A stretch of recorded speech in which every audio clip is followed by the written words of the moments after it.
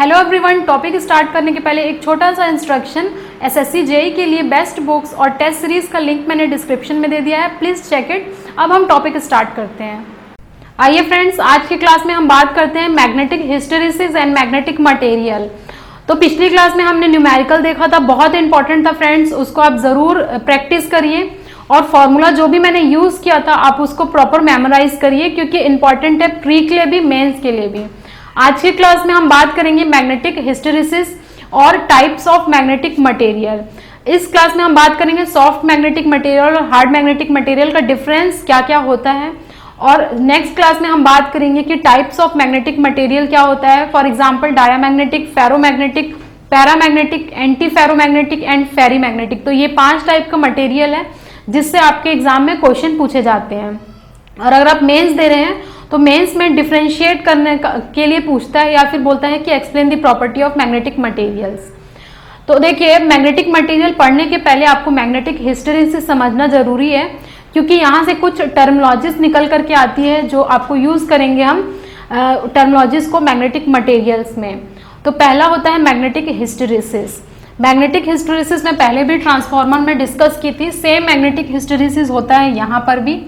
हमें क्या करना पड़ता है, एक ग्राफ प्लॉट करना होता है, कुछ इस टाइप का हमारा प्लॉट होगा। देखिए, पहले आप ड्रॉ कर लीजिए, फिर मैं उसको एक एक करके आपको एक्सप्लेन करूंगी कि टर्मिनोलॉजीज क्या होता है। तो हमारा स्टार्ट होता है ऐसे, जाता है वापस अपने सैचुरेशन में पहुंचता है, इसे हम बोल देते हैं ओरिजिन। हॉरिजॉन्टल एक्सिस हमारा होता है एच, वर्टिकल होता है हमारा बी। एच होता है, देखिए, magnetic field strength, magnetic field strength, जिसे हम बोलते हैं मैग्नेटिक फील्ड इंटेंसिटी भी बोलते हैं। ये सब टर्मिनोलॉजीज हम देखे थे, इसे हम मैग्नेटिक फील्ड इंटेंसिटी भी बोलते थे, जिसका यूनिट होता था एम्पियर पर मीटर में। वर्टिकल एक्सिस में देखिए मैंने बी लिखा है, इसे हम बोलते हैं magnetic flux density, magnetic flux density. ये पॉइंट आपका हो जाएगा मान लीजिए बी, और इस बी पॉइंट को हम बोलेंगे सैचुरेशन। तो अभी बस आप नोट करिए, उसके बाद मैं एक्सप्लेन करूंगी क्या होता है। यहाँ पर ये जाता है, देखिए इस पॉइंट पे आपको h इज इक्वल टू 0 दिखाएगा। देखिए वर्टिकल एक्सिस है, तो वर्टिकल एक्सिस में हमारा y प्रेजेंट रहता है, x वाला टर्म 0 होता है, तो y टर्म प्रेजेंट है, h 0 है। देखिए यहाँ पर आपका क्या है, यहाँ पर h प्रेजेंट है, b 0 है। फिर आप जब वापस आएंगे नेगेटिव डायरेक्शन में, तो इसे आप बोल दीजिए c, d, e, f, और ये आपका हो जाएगा पॉइंट g। इतना पॉइंट आपका हो जाएगा 0 से लेके b, b से फिर c, c से d, d से e, e से f, f से g। ठीक है, इससे आप ओरिजिन ना बोल करके इस ए से स्टार्ट कर सकते हैं। कुछ भी अपने टर्मिनोलॉजी आप अपने हिसाब से डिसाइड कर लीजिए। यहाँ h इज इक्वल टू 0 हो गया। यहाँ पर हम बोलते हैं माइनस h, क्योंकि देखिए ये होता है पॉजिटिव डायरेक्शन, ये हो जाता है आपका नेगेटिव डायरेक्शन। तो यहाँ पर ये हो जाएगा h, और इसको हम माइनस h स्मॉल c से भी शो करते हैं। मैं बताऊंगी आपको ये क्या चीज़ है, ठीक है। और इस पॉइंट को भी आपको समझना है, इस पॉइंट को भी आपको समझना है, इस पॉइंट को आपको समझना है। और देखिए इसका जो भी एरिया आएगा ना कर्व के अंदर, वो देता है हिस्टेरिसिस लॉस। तो आप लिखिए एरिया अंडर कर्व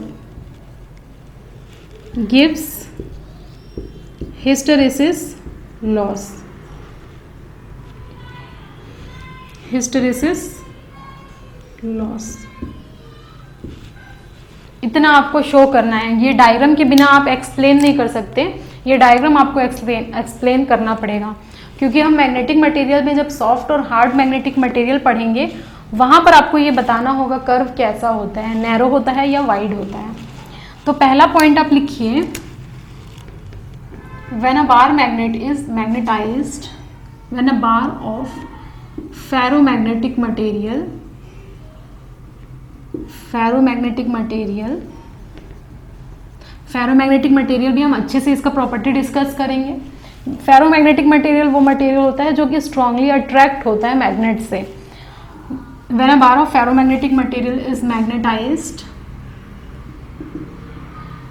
मैग्नेटाइज्ड, ठीक है, bye varying magnetic field and the magnetic flux density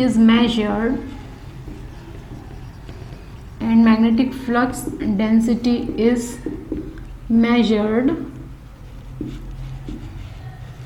the curve or graph / curve is obtained as shown। यानी कि यहाँ पर हम क्या कर रहे हैं, मैग्नेटिक फील्ड स्ट्रेंथ मतलब एक एक्सटर्नल मैग्नेटिक फील्ड अप्लाई कर रहे हैं हमारे मैग्नेटिक मटेरियल जो कि हम लिए हैं फेरोमैग्नेटिक का।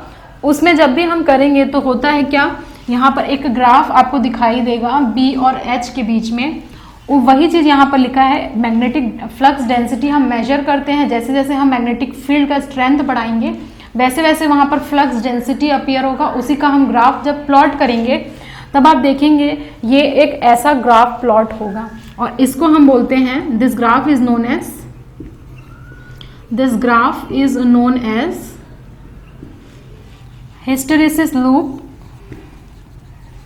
हिस्टेरेसिस लूप भी कहा जाता है या फिर इसको मैग्नेटाइजेशन कर्व भी कहा जाता है। ठीक है, this graph is also known as magnetisation curve और हिस्टेरेसिस लूप, क्योंकि लूप के फॉर्म में है। देखिए ये यहाँ से गया फिर ऐसे वापस आया नेगेटिव डायरेक्शन, फिर ये होता रहेगा, रिपीट होता रहेगा, तो ये हमारा एक लूप के फॉर्म में दिखाई देगा। तो ये पहला पॉइंट आपको लिखना है, मैग्नेटाइजेशन कर्व और हिस्टेरेसिस लूप। ये डायग्राम आपको एक्सप्लेन करना है। अब आपको इसका पूरा तरीका बताना है कि स्टार्ट कहाँ से हुआ, उसके बाद कहाँ गया। तो देखिए जैसे जैसे हम क्या हो रहा है, अब मैं एक फर्स्ट पॉइंट एक्सप्लेन कर रही हूँ आपको, इसका आप नोट कर लीजिए। ये चीज़ मैं रब कर रही हूँ क्योंकि डायग्राम नहीं मिटाना पड़ेगा, अगर मिटा देंगे तो एक्सप्लेन नहीं कर पाऊंगी।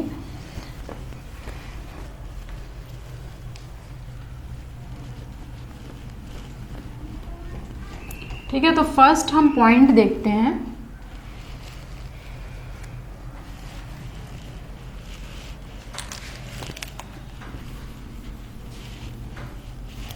फर्स्ट पॉइंट देखिए, पहला हमारा जो कर्व रहेगा वो स्टार्ट होगा ए से बी, यानी कि जैसे जैसे हम क्या कर रहे हैं, मैग्नेटिक फील्ड अप्लाई करेंगे, एक्सटर्नल मैग्नेटिक फील्ड एक बार ऑफ फेरोमैग्नेटिक मटेरियल में, तो धीरे धीरे क्या हो जाएगा हमारा, देखिए मैग्नेटिक फ्लक्स डेंसिटी भी धीरे धीरे बढ़ेगा।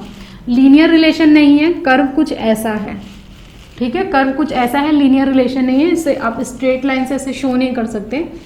कुछ नॉन लीनियर कर्व है, जैसे जैसे बढ़ाएंगे वैसे धीरे धीरे बढ़ेगा। स्टार्ट होगा हमारा कहाँ से, ए से। So the curve starts from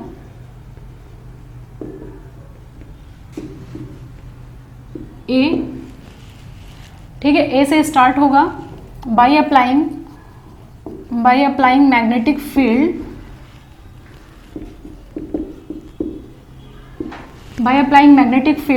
the value of B increases. आप देख रहे हैं बी की वैल्यू भी इंक्रीज हो रही है। उसके बाद हमारा क्या हो रहा है कि एक पर्टिकुलर पॉइंट बी पे जाकर के पहुंच गया, वैल्यू बी पर जाकर के रुक गया। इस बी पॉइंट को हम बोलते हैं मैक्सिमम पॉइंट। तो सेकंड पॉइंट आप लिखिए, the curve reaches up to the point B which is known as maximum point. ठीक है, ये मैक्सिमम पॉइंट है हमारा, और इस मैक्सिमम पॉइंट को हम बोलते हैं सैचुरेशन पॉइंट, और मैग्नेटिक सैचुरेशन बोला जाता है। तो आप ब्रैकेट में लिख दीजिए मैग्नेटिक सैचुरेशन। अब आप सोच रहे होंगे कि मैग्नेटिक सैचुरेशन क्यों कहा जा रहा है इस पॉइंट को, मैक्सिमम तो ठीक है लेकिन सैचुरेशन क्यों कहा जा रहा है। सैचुरेशन का मतलब ये है कि अगर आप और भी फील्ड अप्लाई करते जाइए, फील्ड आप कितना भी अप्लाई करिए, अब हमारा जो फ्लक्स का वैल्यू है, फ्लक्स डेंसिटी का, वो इंक्रीज नहीं होगा। यानी कि इंक्रीज होना रुक जाएगा, उस पॉइंट को हम बोलते हैं सैचुरेशन या फिर मैग्नेटिक सैचुरेशन। ठीक है, तो पॉइंट बी को हम बोलेंगे मैग्नेटिक सैचुरेशन। यहाँ पर आप लिखिए the state of magnetic material, third point आप लिखिए the state of magnetic material, the state of magnetic material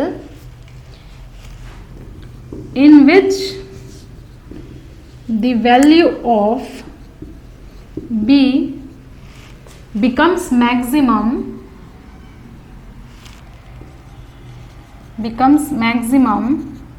and does not increase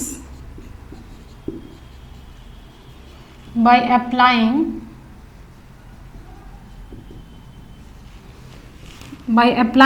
the magnetic field further।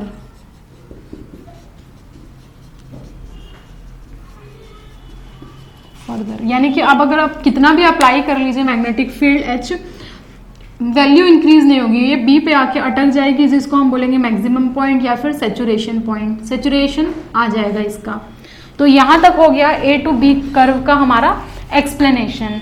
पहले हम देख रहे थे कैसे कैसे A से B जा रहा था, फिर B पे सैचुरेट हो जा रहा था। अब हम देखेंगे B से, देखिए कर्व कहाँ पर आ जा रहा है हमारा C पे। धीरे धीरे जब आप फिर डिक्रीज करेंगे H को नेगेटिव डायरेक्शन में, इस डायरेक्शन में, तो यहाँ पर H हमारी 0 हो जाएगी। इस पॉइंट को भी हमें समझना पड़ेगा। तो फोर्थ पॉइंट में लिखूंगी, आप इसे नोट करिए। और ये चीज़ मैं यहाँ रब कर रही हूँ फिर से,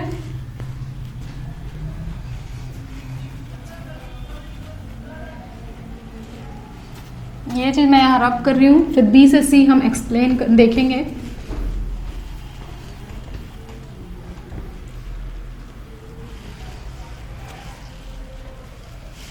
देखिए यहाँ पर हमारा फोर्थ पॉइंट था। आप कभी भी पॉइंट में ही लिखिए, एक्सप्लेन करिए, थ्योरी मत लिखिए ज़्यादा, जो इंपॉर्टेंट पॉइंट है उसको अंडरलाइन कर लीजिए।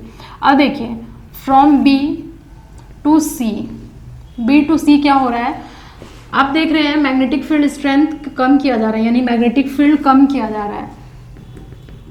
When the magnetic field strength और मैग्नेटिक फील्ड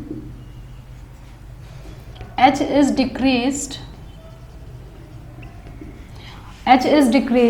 ठीक है। तो यहां पर हम बोलेंगे जो y एक्सिस का कर्व है, the curve reaches to C, the curve reaches to a point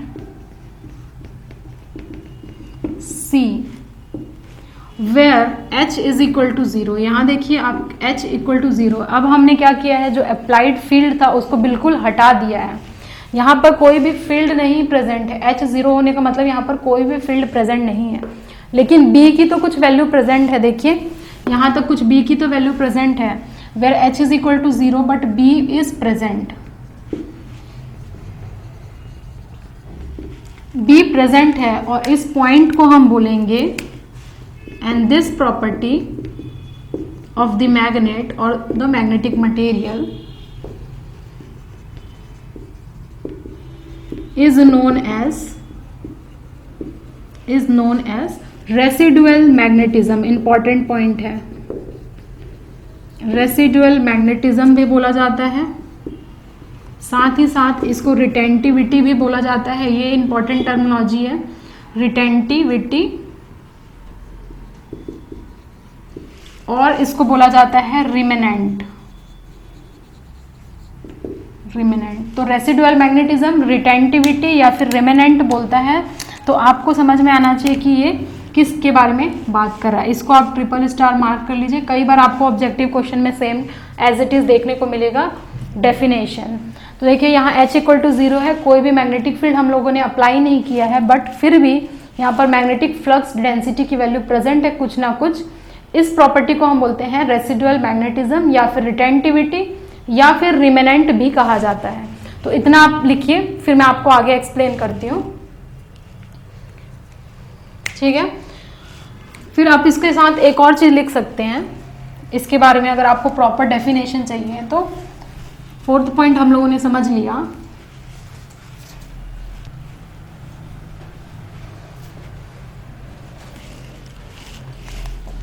इसी चीज को और आप एक्सप्लेन कर दीजिए। The property of the material, the property of the material by virtue of which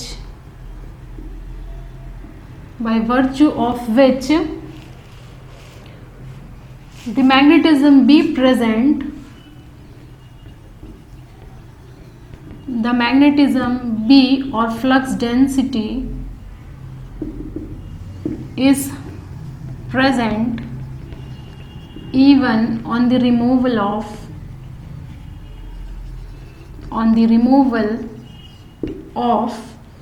applied magnetic field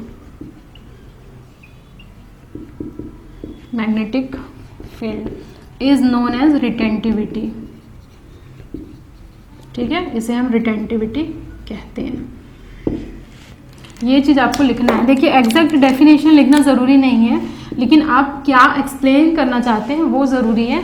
आप सिर्फ इतना लिख दीजिए, यहाँ पर H इज इक्वल टू 0 है, कोई भी एक्सटर्नल अप्लाइड फील्ड नहीं है, फिर भी यहाँ पर आपकी मैग्नेटिक फील्ड की वैल्यू, फ्लक्स डेंसिटी की वैल्यू कुछ आ रही है, और इस पॉइंट को हम बोलते हैं प्रॉपर्टी को रिटेंटिविटी या फिर रेसिडुअल मैग्नेटिज्म या फिर रिमेनेंट भी कहा जाता है। ठीक है, अब आइए हमारे 5th पॉइंट पे चलते हैं। देखिए फिर से आप क्या करेंगे, अब देखिए नेगेटिव डायरेक्शन में आप क्या कर रहे हैं, मैग्नेटिक फील्ड अप्लाई कर रहे हैं। ये पॉजिटिव एच है, ये नेगेटिव है। इस डायरेक्शन में जब आप अप्लाई करेंगे नेगेटिव डायरेक्शन में, तो कर्व हमारा C से लेकर के D तक आ रहा है और इस पॉइंट पे आकर के 0 हो जा रहा है। किसकी वैल्यू, B की वैल्यू। तो मैं यहाँ पर बोलूँगी at this point B is equal to 0, क्योंकि x एक्सिस है और x एक्सिस में हमें पता है B 0 हो जाएगा, तो इस पॉइंट पे B 0 हो जाएगा। और इस पॉइंट को on further increasing the value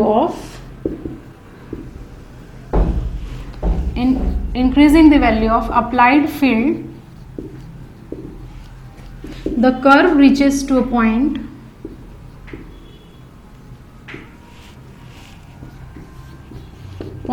D where B is equal to 0, B 0 है, और इस पॉइंट को हम बोलते हैं कोरेसिव फोर्स। जो अप्लाई कर रहे हैं हम नेगेटिव डायरेक्शन में, जहाँ पर B 0 है, इसको हम बोलते हैं this force, a force is apply and this force is known as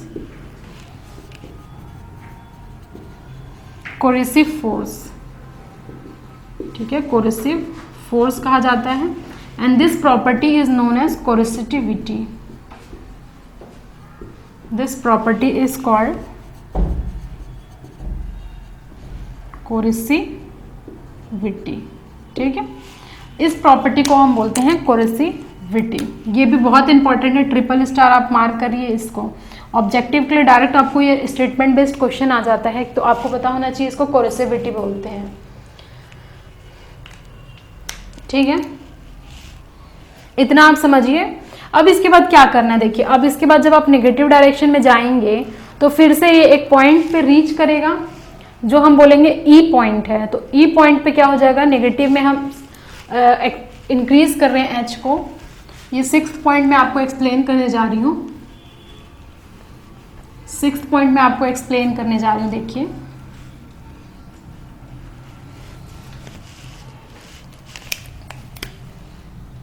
sixth point, if the field H is further increased in negative direction,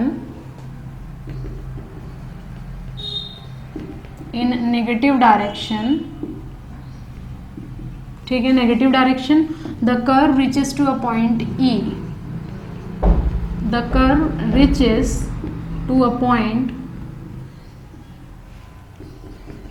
E, जिसे हम बोलेंगे फिर से magnetic saturation but in reverse direction. ठीक है, magnetic saturation in reverse direction. उसके बाद आप फिर से जब करेंगे अगेन इंक्रीज करना शुरू करेंगे तो देखिए ये कर्व कुछ ऐसा जाएगा जिसे हम बोलेंगे E F G B। ठीक है, ये पूरा कर्व कंप्लीट हुआ और ये पूरा कर्व हमारा ऐसा हो जाएगा। देखिए पहले A से B गया, फिर B से C गया, C से D गया, D से E गया, E से F G फिर से B, और इसके अंदर जो हमारा एरिया आएगा उसे ही हम वो हमारा लॉस देगा, वो हमारा लॉस देगा। तो आप लिख लीजिए 7th point, the area under the curve, the area under the curve will give power loss, या फिर आप हिस्टेरिसिस लॉस बोलिए, कोई प्रॉब्लम नहीं है, हिस्टेरिसिस लॉस देगा। तो ये एक मैग्नेटाइजेशन एंड डीमैग्नेटाइजेशन का तरीका होता है जिसमें हम कैलकुलेट करते हैं पावर लॉस या फिर हिस्टेरिसिस लॉस। तो देखिए ये पूरा चीज़ मैंने एक्सप्लेन किया है। अगर आपको मेंस के लिए क्वेश्चन आता है तो आपको पॉइंट वाइज पॉइंट ये डायग्राम शो करके एक्सप्लेन करना पड़ेगा, और उसमें जो भी इंपॉर्टेंट पॉइंट था जैसे कि magnetic saturation, retentivity, coercive force and coercivity, वो चीज़ आपको एक्सप्लेन करना है, तब आपको फुल मार्क्स मिलेगा, बहुत अच्छे तरीके से मार्क्स दिया जाएगा। और अंडरलाइन आपको करना पड़ेगा जो आप इंपॉर्टेंट पॉइंट लिखने जा रहे हैं, ठीक है। अब हम आएंगे देखिए मैग्नेटिक मटेरियल्स पे, क्योंकि एक्सप्लेन करना ये ज़रूरी था, इसलिए मैग्नेटिक मटेरियल एक्सप्लेन करने से पहले ये मैंने आपसे डिस्कस किया। अब आपको टॉपिक डालना है मैग्नेटिक मटेरियल। तो मैग्नेटिक मटेरियल का डेफिनेशन आप लिख सकते हैं, the material which show the property of magnetism, या फिर magnetic is known as the magnetic material. Classification आपसे क्वेश्चन पूछता है। अगर आप देखिए प्री के लिए जा रहे हैं फ्रेंड्स, तो प्री के लिए डायरेक्ट प्रॉपर्टी बेस्ड क्वेश्चन आता है, और अगर आप मेंस के लिए कर रहे हैं तो मेंस के लिए तो आपको पूरा थ्योरेटिकल क्वेश्चन ही लिखना पड़ेगा।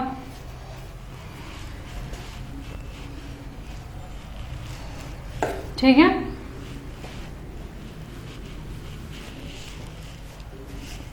अब हम क्लासिफिकेशन देखते हैं। देखिए क्लासिफिकेशन ऑफ मैग्नेटिक मटेरियल।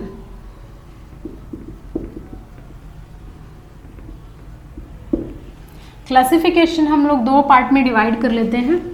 एक हम पार्ट कर लेते हैं पहला, इसको हम दो पार्ट में करेंगे। देखिए पहला होता है हमारा soft and hard magnetic material.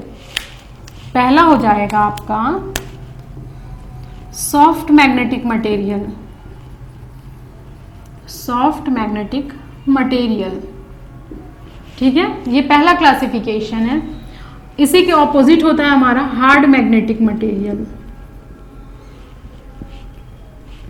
Hard magnetic material, इसके बारे में हम ये क्लास में डिस्कस करेंगे। सेकंड हमारा जो क्लासिफिकेशन होगा, देखिए वो हो जाएगा, हम लोगों को 5 तरीके से हम लोगों को मटेरियल पढ़ना पड़ेगा। देखिए 3rd, 4th एंड 5th। पहला हम पढ़ते हैं diamagnetic material. On the based of susceptibility हमें पढ़ना पड़ता है कि ससेप्टिबिलिटी क्या होती है। On the basis of susceptibility हम एक्सप्लेन कर सकते हैं चीज़ों को, और ससेप्टिबिलिटी मैं ऑलरेडी आपसे डिस्कस कर दी हूँ। मैग्नेटिक मटेरियल के लिए हम डिनोट करते हैं काई एम से। ये एक्स नहीं है, इसको हम काई बोलते हैं, CHI काई, स्मॉल m फॉर मैग्नेटिक। पहला हम पढ़ते हैं, देखिए diamagnetic material, diamagnetic material. Second पढ़ते हैं हम पैरामैग्नेटिक मटेरियल। थर्ड हमको पढ़ना होता है फेरोमैग्नेटिक मटेरियल। फ्रेंड्स लाइक कर दीजिए अगर आपको वीडियो अच्छी लग रही है, यूजफुल लग रहा है, इंफॉर्मेटिव लग रहा है तो। फेरोमैग्नेटिक मटेरियल एंड लास्ट हम पढ़ते हैं फेरीमैग्नेटिक मटेरियल। तो ये 5 मटेरियल है जो आपको याद रखना है प्रॉपर्टी, ये सब मटेरियल्स हैं। ठीक है, क्वेश्चन आपको बहुत ज़्यादा पूछा जाता है, डायरेक्ट प्रॉपर्टी बेस्ड क्वेश्चन पूछता है, या फिर एग्जाम्पल भी कई बार पूछ लेता है। तो देखिए अभी हम डिस्कस करेंगे hard magnetic material and soft magnetic material. Next class में हम ये 5 की प्रॉपर्टी एक्सप्लेन करूंगी मैं आपसे, हम डिस्कस करेंगे on the basis of susceptibility. तो आइए हम देखते हैं, एक तरफ हार्ड मैग्नेटिक मटेरियल क्या होता है, एक तरफ सॉफ्ट मैग्नेटिक मटेरियल क्या होता है। तो ये भी क्वेश्चन आपसे पूछा जाता है, डिफरेंस बेस्ड पूछा जाता है, differentiate between the soft magnetic material and hard magnetic material.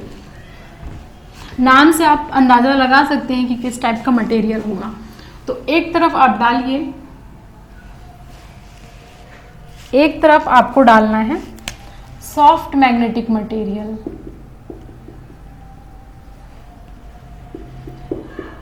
और दूसरी तरफ आपको डालना है हार्ड मैग्नेटिक मटेरियल। ठीक है,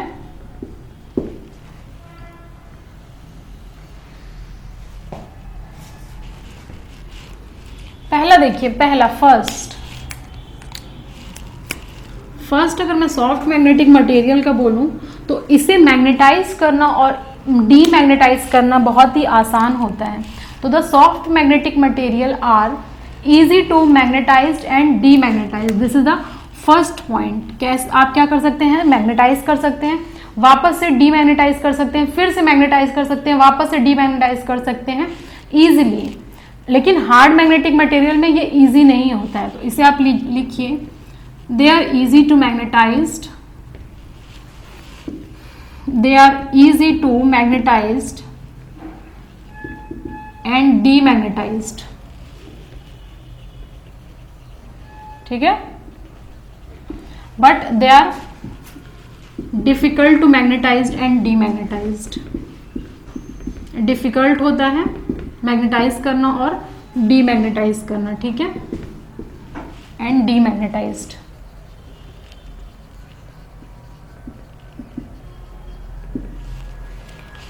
सेकेंड पॉइंट इसमें देखिए क्या है, सेकेंड पॉइंट इसमें क्या है, सॉफ्ट मैग्नेटिक मटेरियल का हम लोग direction of magnetization easily change कर सकते हैं by applying external magnetic field.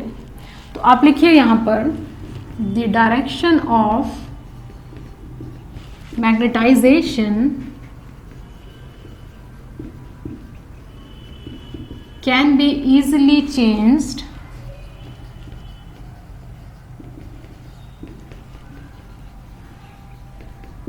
by applying external magnetic field। ठीक है, एक्सटर्नल मैग्नेटिक फील्ड का अप्लाई करके आप डायरेक्शन को चेंज कर सकते हैं। ये फर्स्ट पॉइंट होगा इसका। सेकंड पॉइंट इसमें, the direction of magnetization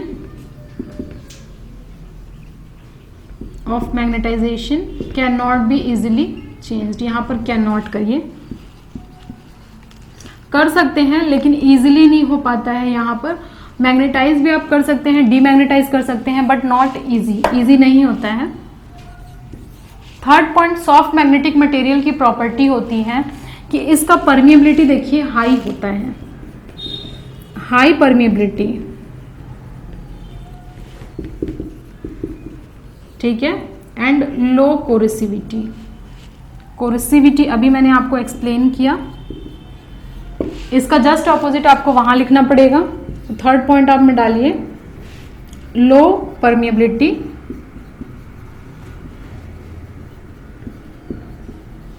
and high कोरेसिविटी।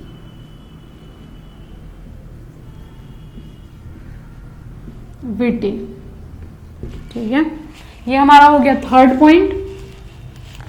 Fourth point, इसकी प्रॉपर्टी क्या होती है, देखिए इसकी रिटेंटिविटी क्या होती है, हाई होती है।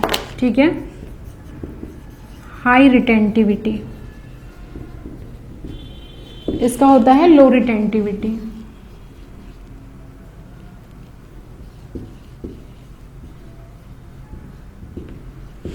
ये हो गया हमारा फोर्थ पॉइंट, इसकी प्रॉपर्टी होती है। फिफ्थ इंपॉर्टेंट पॉइंट है, they are use to make temporary magnet. Temporary magnet के लिए बनाया जाता है, they are use to make temporary magnet. Temporary magnet को बनाने के लिए हम यूज करते हैं सॉफ्ट मैग्नेटिक मटेरियल का, जबकि हार्ड मैग्नेटिक मटेरियल का यूज किया जाता है परमानेंट मैग्नेट बनाने के लिए। तो हम बोलेंगे they are use to make permanent magnet. ठीक है, परमानेंट मैग्नेट। परमानेंट मैग्नेट बनाने के लिए हम यूज करते हैं हार्ड मैग्नेटिक मटेरियल का। और टेम्पररी मैग्नेट को जब मैंने इलेक्ट्रोमैग्नेट्स आपसे डिस्कस कर रही थी तो वहां पर हम उसको बोलते थे टेम्पररी मैग्नेट। तो यहाँ आप एग्जाम ये डाल सकते हैं इलेक्ट्रोमैग्नेट। ये हो गई इसकी 5 प्रॉपर्टी। इसे आप क्या करिए, स्क्रीनशॉट ले लीजिए या फिर अपने कॉपी में नोट डाउन कर लीजिए। इसके बाद मैं 6th प्रॉपर्टी बताऊंगी और उसके बाद एग्जाम्पल बताऊंगी, ठीक है। तो 6th पॉइंट आप लिखिए,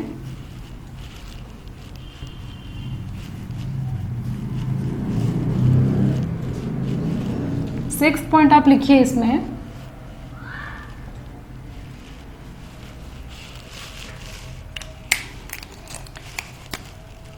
soft magnetic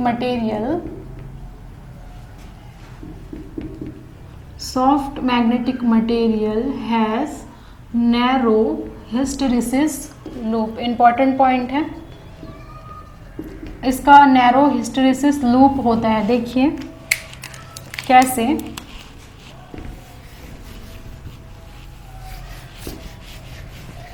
बहुत ही पतला होता है और इसका अगर पतला रहेगा तो देखिए एरिया भी कम आएगा, तो हम बोल सकते हैं लो हिस्टेरेसिस लॉस। ये हमारा हो गया BH कर्व, H हो गया, B हो गया।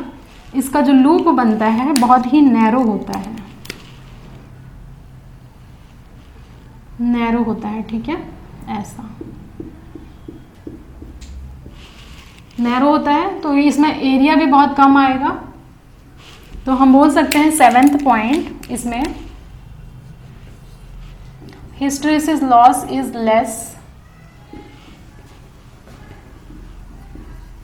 इन case of soft magnetic material के केस में एरिया कम आता है और हमारा लॉसेस भी कम आते हैं।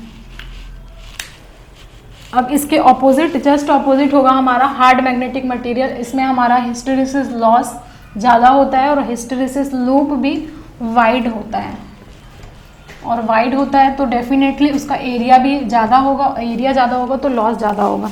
6th पॉइंट आप लिखिए, hard magnetic material has wide hysteresis loop.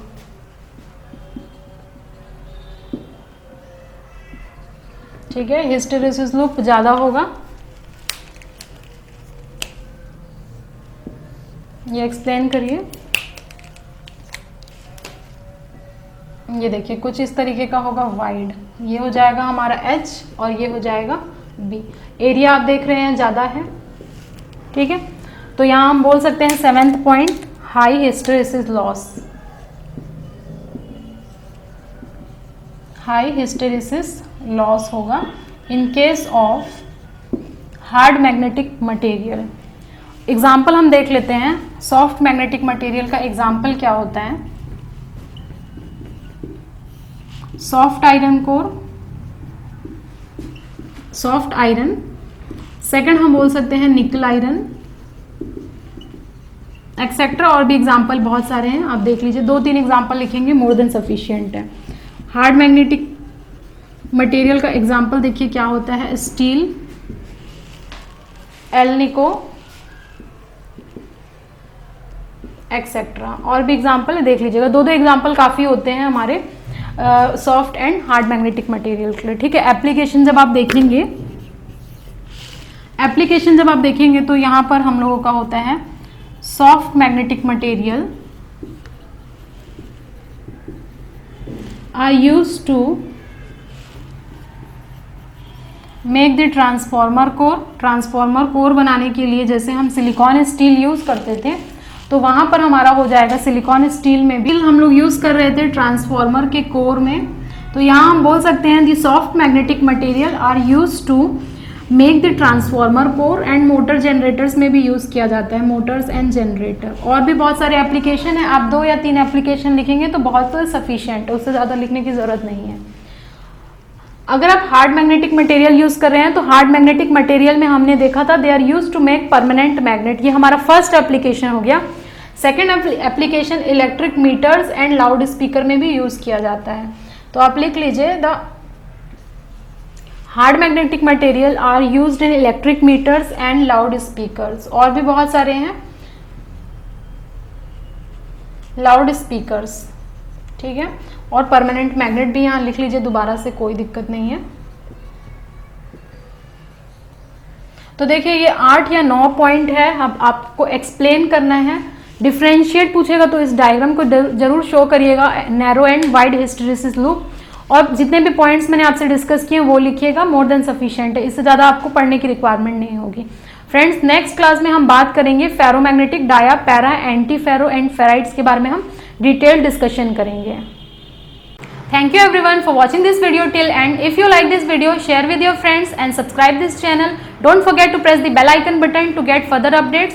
और अगर आप हमारे टेलीग्राम चैनल से जुड़ना चाहते हैं तो उसका भी लिंक मैंने डिस्क्रिप्शन और फर्स्ट कमेंट में दे दिया है, please check it.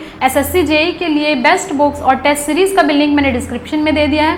Thank you very much, see you soon in the next video.